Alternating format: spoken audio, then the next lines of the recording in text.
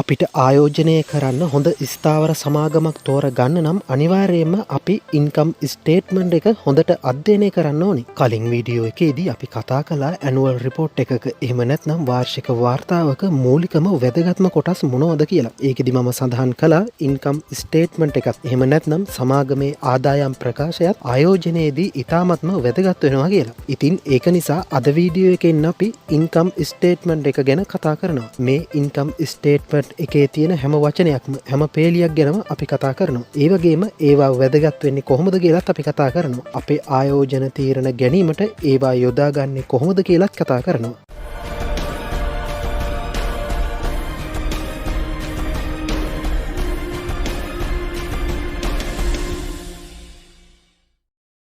සාමාන්‍යයෙන් මේ income statement එකක සඳහන් වෙන්නේ ඉතාමත්ම විශාල සංඛ්‍යයක්.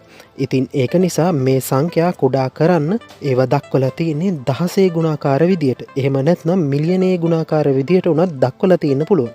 ඒක නිසා ඔයාලා ඉන්කම් ස්ටේට්මන්ට් එකක මුලින්ම බලන්න ඕනේ දේ තමයි එහි දක්වලා තියෙන සංඛ්‍යා දක්වලා තියෙන්නේ කිසියම් සංඛ්‍යාවක ගුණාකාරයක් විදියටද කියලා.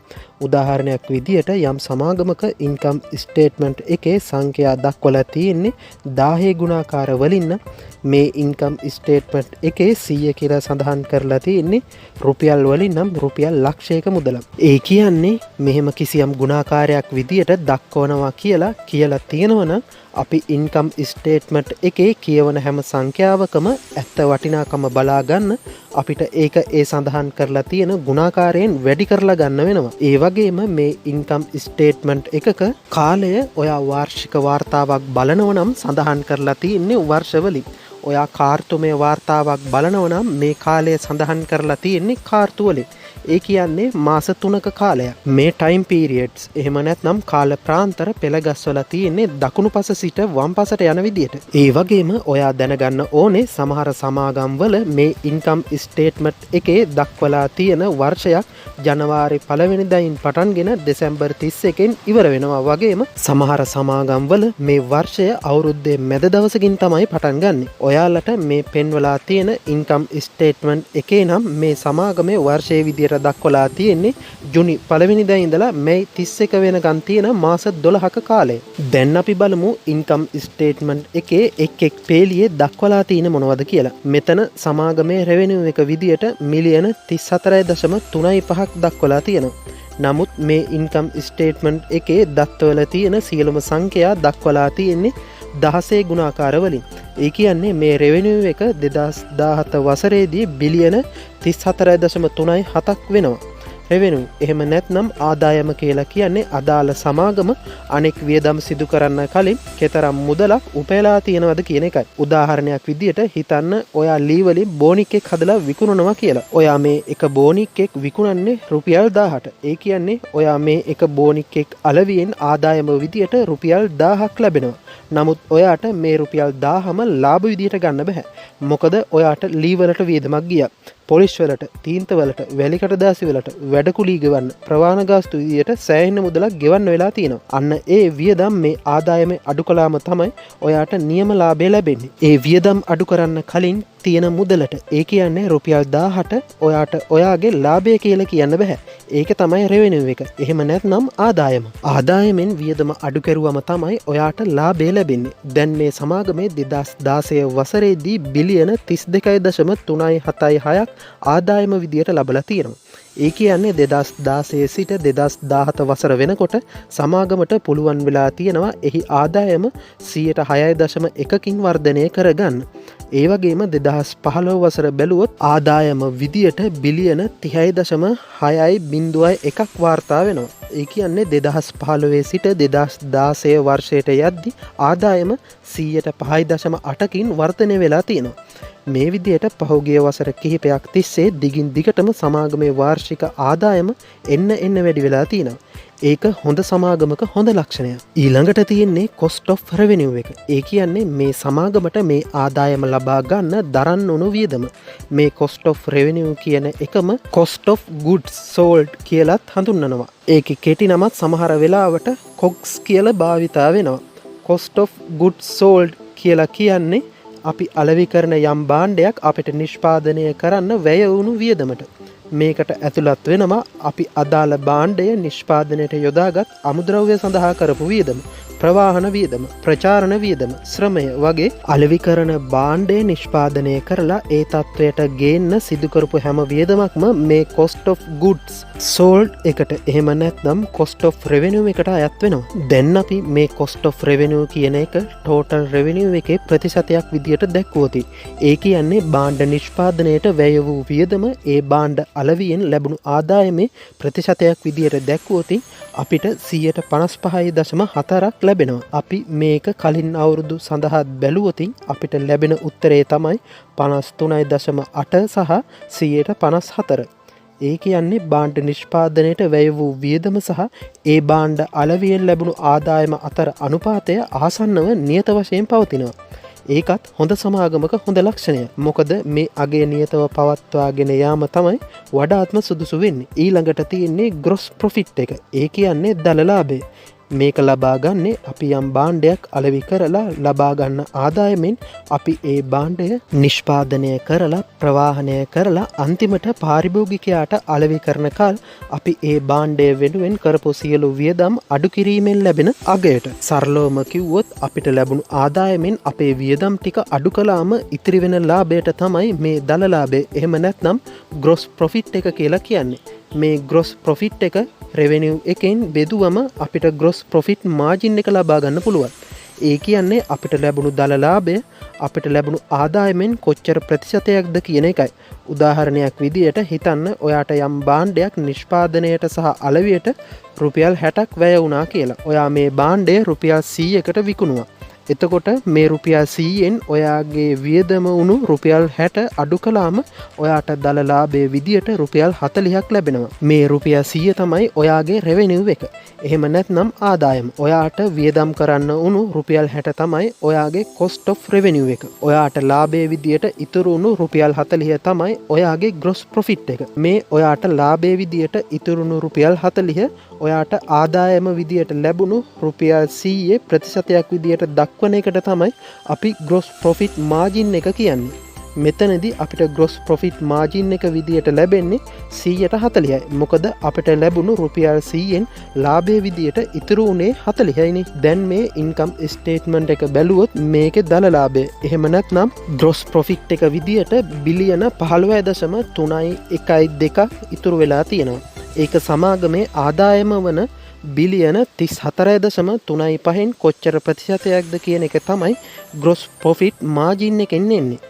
අපිට මෙතනදී gross profit margin එක විදියට 44.6ක් ලැබෙනවා. කොහොමද මේක දැන් අපේ ආයෝජන වලට යොදාගන්නේ? අපි එකම ක්ෂේත්‍රයේ තියෙන සමාගම් කිහිපයක් සංසන්දනය කරලා හොඳම සමාගම තෝරනවා. අන්න ඒ හොඳම සමාගම තෝරන එකට එක හේතුවක් බවට ඉහළ gross profit margin එකක් තිබීම පත් වෙනවා. උදාහරණයක් විදියට හිතන්න අපි බැංකු දෙකකින් මොකක්ද වැඩිය හොඳ බැංකුව කියලා තෝරනවා කියලා. බැංකු දෙකේ අනෙක් සියලුම සාධක සමානයි නම් අපි තෝරගන්න ඕනේ ඉහළ gross profit margin එකක් තියෙන බැංකුව.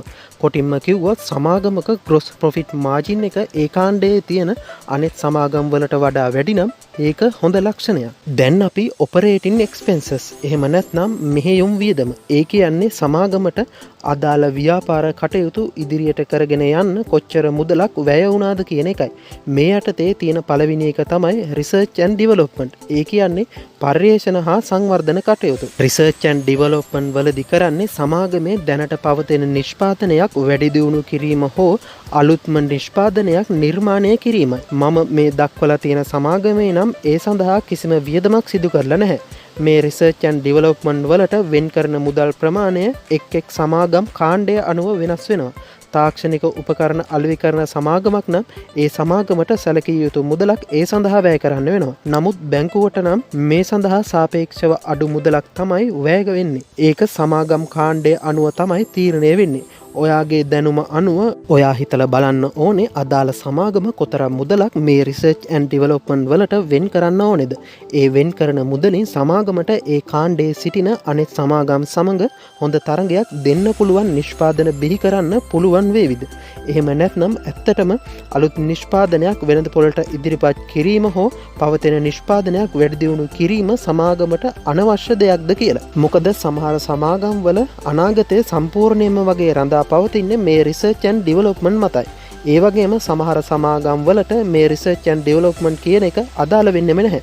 ඒක නිසා ඔයා බලන සමාගම රිසර්ච් ඇන්ඩ් ඩිවලොප්මන්ට් වලින් ලොකු බලපෑමක් තියෙනවා නම් ඒ කාණ්ඩයේ අනෙකුත් සමාගම් සමග සසඳලා බලන්න සමාගමේ ආදායමෙන් කොතරම් ප්‍රතිශතයක් මේ රිසර්ච් ඇන්ඩ් ඩිවලොප්මන්ට් වලට වෙන් කරලා තියෙනවද කියලා. ඊළඟට ඉන්කම් ස්ටේට්මන්ට් එකේ ඔපරේටිං එක්ස්පෙන්සස් යටතේ තියෙන්නේ සෙලිං ජෙනරල් ඇන්ඩ් ඇඩ්මිනිස්ට්‍රේටිව් කියන එක. මේකම තමයි කෙටි නමකින් SG&A කියලා හඳුන්වන්නේ. SG&A කියලා කියන්නේ ඍජුව සහ වක්‍රව අදාළ සමාගමේ පරිපාලන කටයුතු වලට වැය වුණු වියදම. මේ පරිපාලන කටයුතු වියදම් වලට ගොඩනැගිලි බදු, රක්ෂණ වාරික ගෙවීම්, වැටුප් වාරික ගෙවීම් පවා ඇතුළත් වෙනවා. හරියට සමාගමේ හෙඩ්ක්වාටර්ස් එක එහෙම නැත්නම් මූලස්ථානයේ පරිපාලන කටයුතු කරන අයගේ වැටුප් වගේ දේවලුත් අයත් වෙන්නේ මේකට. සමාගමේ සෙලින් එහෙම නැත්නම් සමාගමේ නිෂ්පාදන අලවියට අදාළ වියදම වන මාකටින් එහෙම නැත්නම් අලවිය, ඇඩ්වර්ටයිසින් එහෙම නැත්නම් වෙළඳ ප්‍රචාරණය, ස්පොන්සර්ෂිප් එහෙම නැත්නම් අනුග්‍රාහකත්වයන් සඳහා යන වියදම් වගේ දේවල් තමයි මේ SG&A කියන එකේ SG වලට අයත් වෙන්නේ. ඒ කියන්නේ selling general එහෙම නැත්නම් විකුණුම් සාමාන්‍ය වියදම්. ඊළඟට තියෙන්නේ non recurring expenses. ඒ කියන්නේ පුනරාවර්තන නොවන වියදම්. ඒකෙන් අදහස් වෙන්නේ මේ වියදම දිගින් දිගටම සමාගමට සිදු කරන්න වෙන්නේ නැහැ කියන එකයි. non recurring අයිටම් එකක් කියලා කියන්නේ දිගින් දිගටම සිදු නොවන දෙයකට. ඉතින් ඒක නිසා මේ වියදමත් සමාගමට දිගින් දිගටම දරන්න සිදු වෙන්නේ නැහැ. මේකට උදාහරණයක් විදියට සමාගමේ වත්කම් අඩු කිරීමක්. එහෙම නැත්නම් සමාගමේ ව්‍යාපාරයක් හෝ ව්‍යාපාරික කොටසක් අලෙවි කිරීම වගේ දෙයක් තමයි මේ non recurring item එහෙම නැත්නම් පුනරාවර්තන නොවන දෙයක් කියලා කියන්නේ. දැන් මෙතනදී සඳහන් වෙන්නේ non recurring expenses කියලානේ. ඒ කියන්නේ පුනරාවර්තන නොවන වියදමක්නේ. ඒ කියන්නේ කිසියම් විශේෂ වියදමක්. නමුත් ඒ වියදම දිගින් දිගටම කරන්න වෙන වියදමක් නෙවෙයි කියන එක. යම් විදියකින් මෙතන non recurring expenses වලට යම් වියදමක් දීලා තියෙනවා නම් අනිවාර්යයෙන්ම ඒ පිළිබඳව income statement එකේ footnote එහෙම නැත්නම් පසුසටහනේ සඳහන් කරලා තියෙන්න ඕනේ. අපි හිතමු සමාගමට මේ වගේ extraordinary ඒ කියන්නේ අසාමාන්‍ය විදියේ ආදායමක් හරි වියදමක් හරි නැවත නැවත සිදු කරන්න වෙනවා කියලා. එහෙම වුණොත් ඒ වියදම හෝ ආදායම දක්වන්න ඕනේ non recurring income එකක් හෝ expense එකක්. ඒ කියන්නේ පුනරාවර්තන නොවන ආදායමක් හෝ වියදමක් විදියට නෙවෙයි. සමාගම ඒක දක්වන්න ඕනේ operating income හෝ expense එකක් විදියට. ඒ කියන්නේ සමාගමේ මෙහෙයුම් ආදායමක් හෝ වියදමක් විදියට තමයි ඒක දක්වන්න ඕනේ. ඊළඟට තියෙන්නේ others කියන එක. ඉහත සඳහන් කරන ලද කාණ්ඩවලට අයත් නොවන මෙහෙයුම් වියදම්. ඒ කියන්නේ operating expenses තියෙනවා නම් ඒව සඳහන් කරන්න ඕනේ මේ others එහෙම නැත්නම් වෙනත් කියන තැන. සමහර විට සමාගම මේ others එහෙම නැත්නම් වෙනත් කියන තැන මොනවා හරි වියදමක් සඳහන් කරලා තියෙනවා නම් අපි income statement එකේ footnote එක එහෙම නැත්නම් පසුසටහන පරීක්ෂා කරලා බලන්න ඕනේ ඒ මොකක්ද කියලා. ඊළඟට තියෙන්නේ total operating expenses එක. ඒ කියන්නේ සමස්ත ව්‍යාපාර මෙහෙයුම් වියදම. මම කලින් operating expenses එහෙම නැත්නම් ව්‍යාපාර මෙහෙයුම් වියදම් යටතේ දක්වපු research and development, selling general and administrative, non current සහ others කියන මේ සියලුම වියදම් වල එකතු වූ විදියට තමයි මේ total operating expenses එක දක්වන්න ඕනේ. ඒ කියන්නේ සමස්ත ව්‍යාපාර මෙහෙයුම් වියදම් වල මුළු එකතුව. ඊට පස්සේ සඳහන් වෙන්නේ operating income or loss එක. ඒ කියන්නේ ව්‍යාපාරයේ මෙහෙවීමෙන් ලැබුණු ලාභය හෝ පාඩුව. අපිට මේක ලබා ගන්න පුළුවන් gross profit එක total operating expenses වලින් අඩු කරලා. ඒ කියන්නේ සමාගමේ දල ආදායමෙන් සමස්ත ව්‍යාපාර මෙහෙවීමේ වියදම අඩු කරලා අපිට operating income හෝ loss එක ඒ කියන්නේ සමාගමේ ව්‍යාපාරය මෙහෙවීමෙන් ලැබුණු ලාභය හෝ පාඩුව ලබා ගන්න පුළුවන්. අපිට මේ ලැබුණු අගේ සමාගමේ ආදායමෙන් කොච්චර ප්‍රතිශතයක්ද කියලා දක්වන්න පුළුවන්. ඒකට තමයි අපි ඔපරේටින් මාජින් කියලා කියන්නේ. මේ ඔපරේටින් මාජින් එක ලබා ගන්නේ ඔපරේටින් ඉන්කම් එක. ඒ කියන්නේ සමාගමේ ව්‍යාපාරය මෙහෙවීමෙන් ලැබුණු ආදායම සමාගමේ සමස්ත ආදායමෙන් බෙදලා ඒක ප්‍රතිශතයක් විදියට දක්වනවා. අපි මේ විදියට මේ සමාගමේ පහුගිය වර්ෂ 3ක කාලය සඳහා ගණනය කළාම අපිට මේ ඔපරේටින් මාජින් එක දල වශයෙන් නියතව පවතිනවා කියලා බලා ගන්න පුළුවන්. දැන් අපි ඉන්කම් ස්ටේට්මන්ට් එකේ ඊළඟට තියෙන ඉන්කම් from continuing operation කියන එක බලමු. ඒ කියන්නේ සමාගමේ ව්‍යාපාර දිගින් දිගටම පවත්වා ගැනීමේ සමාගමට ලැබුණු ආදායම හා වියදම කොච්චරද කියන එකයි. මේ යටතේ ඉස්සෙල්ලම තියෙන්නේ total other income or expenses net එකයි. ඒ කියන්නේ විවිධ ක්‍රම මගින් සමාගමට ලැබුණු ආදායම් හෝ වියදම් වල මුළු එකතුව.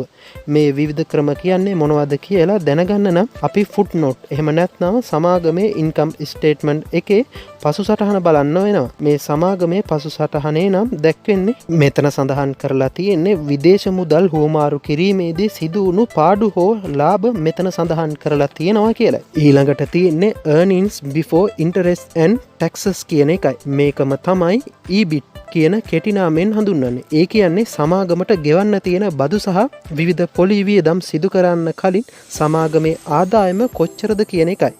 ඊළඟට තියෙන්නේ interest expenses කියන එකයි. ඒ කියන්නේ පොලි ගෙවීම. මේ පොලි ගෙවීම බැඳුම් කර සඳහා වෙන්න පුළුවන්. එහෙම නැත්නම් සමාගම බැංකුවකින් ලබාගත් ණය සඳහා ගෙවන පොලිය වෙන්නත් පුළුවන්. මේක බොහොම වැදගත් දෙයක්. මොකද යම් සමාගමක් විශාල මුදල් ප්‍රමාණයක් ණයට අරගෙන තියෙනවා කියලා කියන්නේ පොතේ විදියට නම් ඒ ණය ප්‍රමාණය එන්නම වැඩි වෙන්න ලොකු ඉඩක් තියෙනවා. ඒ වගේම යම් විදියකින් සමාගමේ ඉපීම් අඩුවීමක් වුණොත් එහෙම නැත්නම් earnings before interest and taxes කියන එක යම් විදියකින් අඩු වුණොත් අනිවාර්යයෙන්ම සමාගමට ගැටලුවක් මතුවෙනවා. සමාගම විසින් නිකුත් කළ බැඳුම් කරවලට හා ලබාගත් ණයවලට පොලිය ගෙවන්න විදියක් සමාගමට නැති වෙනවා. මේක නිසා සමාගම කඩා වැටෙන්න උනත් පුළුවන්. ඒක නිසා මෙතන සඳහන් පොලි ගෙවීම් වියදම කුඩා වෙන තරමට තමයි සමාගමට හොඳ. මේ සමාගමේ නම් එහෙම ගෙවන්න කිසිම පොලියක් තියෙනවා කියලා සඳහන් වෙන්නේ නැහැ. ඊළඟට තියෙන්නේ income before tax කියන එකයි. ඒ කියන්නේ සමාගමට ආදායම් බදු ගෙවන්න කලින් කතරම් ආදායමක් ඉතුරු වෙලා තියෙනවද කියන එකයි. ඊළඟට තියෙන්නේ income tax expense එකයි. ඒ කියන්නේ සමාගමට කතරම් මුදලක් ආදායම් බදු විදියට රජයට ගෙවන්න වෙනවද කියන එකයි. මේ සමාගම අන්තර්ජාතික විදියට ව්‍යාප්ත වෙච්ච සමාගමක් නම් මේ සමාගමට ලෝක පුරා විවිධ රටවල් වල රජයන් වලට ගෙවන්න වෙන සමස්ත බදු වල එකතුව තමයි මෙතන දැක්වෙන්නේ. සමාගමට යම්කිසි බදු සහනයක් ලැබුණොත් මෙතන දැක්වෙන සංඛ්‍යාව අඩු වෙන්න පුළුවන්. නමුත් අන්තර්ජාතික සමාගමකට විවිධ රටවල් වලට බදු ගෙවන්න සිද්ධ වෙන නිසා එක් රටක බදු සහනයක් ලැබුණු පමණින් මේ වියදම සැලකිය යුතු ලෙස අඩු නොවෙන්න පුළුවන්. ඒක නිසා මේ පිළිබඳව වැඩි අවබෝධයක් ලබා ගන්න ඉන්කම් ස්ටේට්මන්ට් එකේ ෆුට්නෝට් එක එහෙම නැත්නම් පසුසටහන කියවන එක වඩාත්ම සුදුසු වෙනවා. ඊළඟට තියෙන්නේ මයිනොරිටි ඉන්ටරෙස්ට් එකයි. මයිනොරිටි ඉන්ටරෙස්ට් එක කියන්නේ මේ සමාගම විසින් තවත් වෙන සමාගමක සමස්ත කොටස් වලින් 150කට වඩා අඩු ප්‍රමාණයක් මෙලදී අරගෙන තියෙනවා නම් ඒ කොටස් සඳහා අනිත් සමාගමෙන් ගෙවන ඩිවිඩන්ඩ් එහෙම නැත්නම් ලාභාංශ ආදායම දැක්වෙන්නේ මෙන්න මේ මයිනොරිටි ඉන්ටරෙස්ට් කියන එක යටතේ. උදාහරණයක් විදියට හිතන්න ජෝන් කීල් සමාගම සම්පත් බැංකුවේ කොටස් වලින් 110ක් මිලදී ගත්තා කියලා. ඉතින් සම්පත් බැංකුව ඩිවිඩන්ඩ් එකක් එහෙම නැත්නම් ලාභාංශයක් ගෙවුවොත් ජෝන් කීල් සමාගමේ 110ක කොටස් සඳහා ලැබෙන ලාභාංශ ආදායම මේ මයිනොරිටි ඉන්ටරෙස්ට් එක යටතේ තමයි දැක්වෙන්නේ. ඊළඟට තියෙන්නේ net income from continuing operation කියන එකයි. ඒ කියන්නේ සමාගමේ ව්‍යාපාර කටයුතු ඉදිරියට කරගෙන යෑමෙන් සමාගමට ලැබුණු දල ආදායම. මේ සමාගමේ මේ දල ආදායම විදියට දක්වලා තියෙන එක තමයි සමාගමේ ලාභය වෙලා තියෙන්නේ. ඊළඟට තියෙන්නේ non recurring events කියන එකයි. ඒ කියන්නේ නැවත නැවත සිදු නොවන වැදගත් සිදුවීම් කියන එකයි. ඒවයින් ලැබෙන ආදායම හෝ වියදම පහළ discontinued operation සහ extraordinary item කියන එක යටතේ දක්වලා තියෙනවා. discontinued operation කියන්නේ සමාගම විසින් ඉදිරියට පවත්වාගෙන යන්නේ නැති ව්‍යාපාර මෙහෙයුම් කියන එකයි. එක්ස්ට්‍රාෝඩනරි අයිටම් කියන්නේ සමාගම විසින් දිගින් දිගටම නිෂ්පාදනය නොකරන බාණ්ඩ හෝ දිගින් දිගටම සපයන්නේ නැති සේවා. ඒ කියන්නේ යම් විශේෂිත හේතුවක් නිසා එක්වරක් පමණක් සමාගම විසින් නිෂ්පාදිත බාණ්ඩවලින් හෝ සේවාවලින් සමාගමට ලැබුණු ආදායම හෝ වියදම තමයි මෙතනදි දක්වන්නේ. ඒ මොනවද කියලා වැඩි විස්තර දැනගන්න ඕනේ නම් අපිට ෆුඩ් නෝට් එක එහෙම නැත්නම් පසු සටහන බලන්න වෙනවා. ඊළඟට තියෙන්නේ effect of accounting changes කියන එකයි. ඒ කියන්නේ සමාගමේ ගිණුම් කරනවල වෙනස්කම් නිසා සමාගමට සිදු වුණු ලාභය හෝ පාඩුව තමයි මෙතනදි දක්වලා තියෙන්නේ. මේ වගේ ගිණුම් කරන වෙනස්කම් ඇතිවෙන්න හේතුව තමයි සමාගම විසින් නව ගිණුම් කරන නීතියකට අනුගත වීම හෝ එහෙම නැත්නම් නීතිවල වෙනස් වර්ෂන් එකක්. ඒ කියන්නේ වෙනස් මාදිලියක නීතිවලට අනුගත වීම නිසා. මේ වගේ දෙයක යම්කිසි ලාභයක් හෝ අලාභයක් සඳහන් කරලා තියෙනවා නම් අපි ඒ මොනවද කියලා බලන්න ෆුඩ් නෝට් එක කියවන්න ඕනේ. ඊළඟට තියෙන්නේ net income එක. ඒ කියන්නේ ශුද්ධ ලාභය. ඊළඟට තියෙන්නේ preferred stock සහ other adjustment කියන එකයි. සමාගම preferred share නිකුත් කරලා තියෙනවා නම් ඒ ගැන සඳහන් වෙන්නේ මෙතන තමයි. preferred stock එකක් එහෙම නැත්නම් preferred share එකක් කියලා කියන්නේ කොටස් වෙළඳපොලේ ගනුදෙනු වන සාමාන්‍ය කොටස් වලට වඩා වෙනස් කොටස් වර්ගයකට. මේ කොටස් වර්ගය ඔයා මිලදී ගත්තොත් ඔයාට ස්ථාවර වෙනස් නොවන ලාභාංශයක් තමයි ලැබෙන්නේ. ඒ වගේම බැරි වෙලාවත් සමාගම බංකොලොත් වුණොත් සමාගම වෙන්දේසි කරලා කොටස් හිමියන්ට වන්දි ගෙවද්දි මේ preferred shares හිමි කොටස් හිමියන්ට තමයි ප්‍රමුඛතාවය දෙන්නේ. ඔවුන්ට ගෙවන්න ඕනේ වන්දිය ගෙවලා තමයි සාමාන්‍ය කොටස් හිමියන්ට හිමි වන්දි ගෙවීම ආරම්භ කරන්නේ. යම් සමාගමක් බැඳුම් කර නිකුත් කරලා තියෙනවා නම් ඒ බැඳුම් කර මගින් ලැබෙන ආදායම දැක්වෙන්නේ සමාගමේ income statement එකේ earnings before interest and taxes කියන තැන. preferred shares ගැන දක්වන තීරුවත් අපි වැඩි සැලකිල්ලකින් බලන්න ඕනේ. මොකද සාමාන්‍ය කොටස් හිමියන්ට ලැබෙන ශුද්ධ ලාභයට ඍජු බලපෑමක් මේ මගින් තියෙනවා. කොහොම වුණත් ඔයාට තියෙන්නේ සමාගමේ සාමාන්‍ය කොටස් පමණයි නම් ඔයා සැලකිලිමත් වෙන්න ඕනේ මෙන්න මේ net income applicable to common shares කියන එකටයි. මෙන්න මෙතන සඳහන් වෙන මුදල තමයි සමාගමේ දියුණුව උදෙසා ප්‍රතිආයෝජනය කරනවා නම් ඒ සඳහා යොදාගන්නේ. ඒ වගේම ආයෝජකයින්ට ලාභාංශ දෙනවා නම් ඒකට යොදාගන්නෙත් ඒ වගේම නැවත කොටස් මිලදී ගැනීමක් සිදු කරනවා නම් ඒකට යොදාගන්නෙත් මෙන්න මේ මුදල තමයි. සාමාන්‍යයෙන් income statement එකක් කියවද්දී ඔයා දැනගෙන ඉන්න ඕනේ දේවල් තමයි මේවා. මම ඉදිරි වීඩියෝස් වලදී කොහොමද බැලන්ස් ෂීට් එකක් කියවන්නේ, කොහොමද කැෂ් ෆ්ලෝ ස්ටේට්මන්ට් එකක් කියවන්නේ කියලා කතා කරනවා. ආයෝජන සහ ව්‍යාපාර ගැන තව බොහෝ දේ දැනගන්න අපිව subscribe කරලා bell icon එකත් click කරලා එකතු වෙන්න.